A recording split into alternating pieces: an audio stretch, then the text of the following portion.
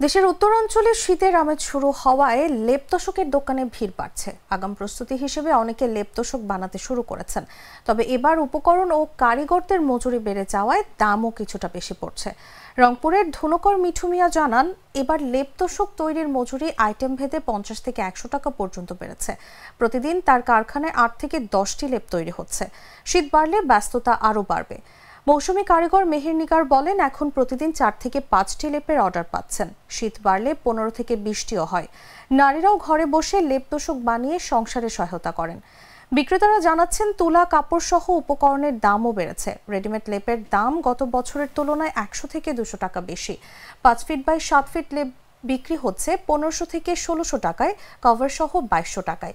বিক্রেতাদের মতে, খুচরা পর্যায়ে কাপড়, তুলা ও ঝুটের দামও বেড়েছে। ফলে ক্রেতাদের এবার একটু বেশি দাম গুনতে হচ্ছে।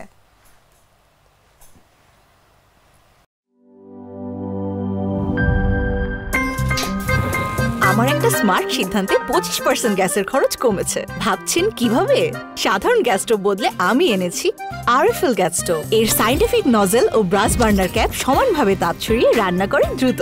তাই গ্যাসও বাঁচায় 25%, টাকাও বাঁচে 25%। আরএফএল গ্যাস স্টোভ নিরাপদ ও গ্যাস সাশ্রয়ী।